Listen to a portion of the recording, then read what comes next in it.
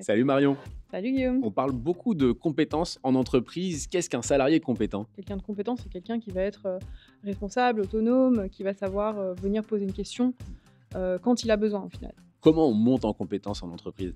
Dans une équipe, par exemple, on va avoir différents besoins. Une personne va avoir des compétences particulières et on va peut-être l'encourager à se renforcer sur certaines zones, mais il faut aussi garder à l'esprit les compétences diverses que l'équipe a pour que tout le monde ne soit pas super fort dans un seul domaine, par exemple. Alors chez Strapi, justement, les compétences vraiment essentielles, indispensables à avoir. La communication, particulièrement en full remote, finalement, si on ne sait pas bien communiquer et si on ne sait pas garder le contact les uns avec les autres, on a des problèmes. Combien de temps ça prend justement de monter en compétences? Je prends la compétence spécifique de la communication. Ça va dépendre, il y a des gens qui sont vraiment très forts et qui vont vraiment arriver à appliquer les conseils qu'on leur donne très vite, sachant qu'on communique en anglais, donc il y a aussi l'appétence avec l'anglais, puis le fait de se dire bon, ça c'est vraiment un truc qu'il faut que je partage avec ma manager ou mon collègue, identifier tout ça, ça peut prendre du temps. J'imagine qu'il y a plein de compétences qui gravitent dans une équipe. Comment tu fais pour permettre à toutes ces compétences de coïncider, de s'articuler au mieux pour qu'un projet avance du mieux possible? Je pense qu'il faut avoir déjà une idée de où on veut emmener l'équipe, qu'est-ce qu'on a à faire, pour quand, et identifier justement ce qu'on n'a pas à ce moment-là qu'on devrait nourrir. Ensuite, choisir peut-être la meilleure personne pour le faire, pour se former là-dessus, lui donner du temps. Savoir aussi quelle est sa façon d'apprendre pour justement lui donner exactement ce qui va la motiver sans la rendre complètement submergée.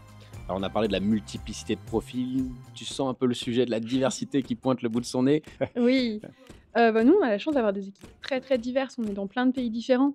C'est la chance qu'on a en remote, c'est qu'on peut recruter des gens qui sont dans différentes villes, donc avec différentes cultures aussi. Ok. Ce qui est super chouette, mais c'est aussi, il faut pas oublier le fait qu'une équipe, c'est avant tout une alchimie. Donc si les gens sont complètement différents dans la façon de communiquer, parfois ça pose des problèmes. Ouais. Donc il faut penser à ça aussi quand on pense à l'inclusion. Ok, ultra intéressant en tout cas. Merci beaucoup Marion. Merci. Salut Léa. Salut Guillaume. Alors on parle beaucoup de diversité et d'inclusion en entreprise. En quoi c'est un sujet important actuellement selon toi? On est tous acteurs dans la société. Et les entreprises, historiquement, en fait, elles ont toutes été d'abord des acteurs économiques et ensuite des acteurs dans la société. On a pris conscience aujourd'hui que les différences peuvent être hyper complémentaires. Et donc, s'en emparer en entreprise, c'est acter sur le fait que ces différences-là peuvent venir enrichir les points de vue, les opinions, les horizons et la façon dont on va pouvoir se développer en entreprise. Ouais, alors j'adhère complètement à ton discours. Maintenant, la diversité et l'inclusion, ça recouvre beaucoup de sujets. Est-ce que c'est vraiment le rôle de l'entreprise que d'investir tous ces sujets? En ne s'emparant pas de ces sujets, l'entreprise va se priver en fait de profils qui seront tout à fait compétents à partir de différences finalement qui sont tout à fait surmontables. Si on fait un petit focus recrutement cette fois-ci, comment on garantit le fait de ne pas avoir de discrimination dans le process de recrutement? Il faut se dire que ce dont on a besoin et pas forcément chercher à remplir une grille d'évaluation, remplir des petites cases, avoir des cases idéales et vraiment se focaliser sur les compétences dont on a besoin.